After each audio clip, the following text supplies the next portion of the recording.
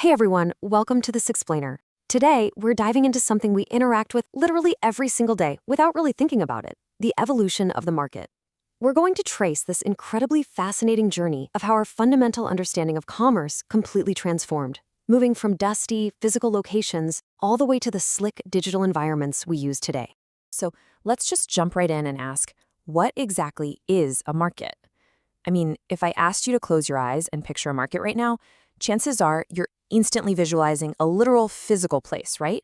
You're probably picturing stalls, people walking around, maybe some shopping carts. And honestly, for the longest time, you would have been 100% right. Picture it: a traditional open-air village square.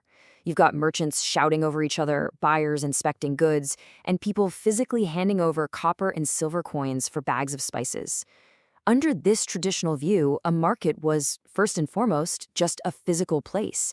It was the literal ground where buyers, sellers, and middlemen all had to come together. Actually, look at the root of the word itself. It comes from the Latin term mercatus. And mercatus literally means to trade merchandise, or simply a place where business is transacted. Back in the day, this whole place concept was everything. It was a specific geographical spot. If you weren't standing in that exact spot, well, you just weren't in the market. But of course, as humanity progressed, our definition had to evolve. And what's really cool is how this conceptual journey takes us step by step away from the strict constraints of geography. We start way back at the place concept, evolve through the commodity and exchange concepts, expand out into an area concept, pivot entirely to focus on the customer, and finally land in the digital concept of the information age. Let's see how we broke free from that village square. As trade got more complex, that physical square kind of just dissolved in importance, leaving us with the commodity and exchange concepts. Suddenly, the dirt you're standing on doesn't matter nearly as much as the handshake. The focus shifted entirely to the actual process of buying and selling the commodity itself. Under this commodity and exchange concept, a market simply exists wherever an exchange happens. But there's a catch. Three unbreakable rules have to be met for a true market exchange to occur. First, free consent. Second, mutual trust. And third, absolutely zero coercion, fraud, or misrepresentation. Think of those rules like a glowing green padlock. Once that padlock is secured, bam, a voluntary exchange happens regardless of where anyone is located. And that seamlessly builds right into the area concept. Imagine a map of an entire region just lighting up. In this phase, buyers and sellers don't even need to be in the same room. They form a network over a wider area, and prices balance out uniformly using communication tools like the telephone. The whole need for face-to-face interaction completely gone. Now, as businesses suddenly found themselves reaching across entire regions, the focus shifted again. In this massively expanding market, a virtual crown lands firmly on the customer's head. Why? Because figuring out the specific need or demand of the customer became the absolute driving force of all commerce. The customer truly became king. So here is the crucial takeaway. Under this demand concept, a market isn't defined by physical borders or regions anymore. It's defined by aggregate demand, meaning the total demand of all potential buyers looking for a specific product. If 1 million people want what you're selling, your market is exactly 1 million strong, no matter where on Earth they live. Which brings us to the absolute climax of this evolution, the space or digital concept, born entirely from information technology. Just picture someone tapping a slick mobile shopping app on their phone. With that single, simple finger tap, the entire globe instantly becomes their personal marketplace. It's almost magic. Let's look under the hood at the engine powering this digital space. First, you've got sophisticated e-commerce portals and mobile apps launching. Second, vital details about product quality, features, and pricing flash across the network instantly.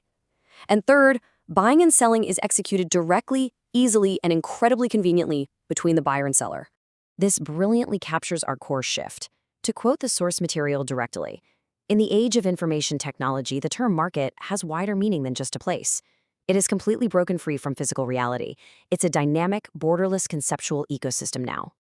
Mastering the modern market, the engine of business. Okay, so in a world where literally anyone can tap a screen and buy anything from anywhere, how on earth do businesses survive this cutthroat, borderless competition? Well, the answer is effective marketing. Today, this is arguably the single most important management function out there. Without a giant physical sign above a shop to grab attention, marketing is what creates awareness. That awareness draws in consumers, which drives sales and generates profit to reinvest. But honestly, most importantly, marketing creates trust. And trust in a digital space is absolutely paramount. Without a friendly local merchant to greet you at the door, how do you know a business is reliable? Building that trustworthy reputation takes time, sure, but once it's established, it creates fierce customer loyalty. And those happy customers? They actively boost your brand's image across the whole network, turning a quick transaction into a lasting relationship. Here's a really surprising fact drawn straight from the analysis. You'd think, in this massive digital arena, the big tech companies could just form monopolies and easily take over everything.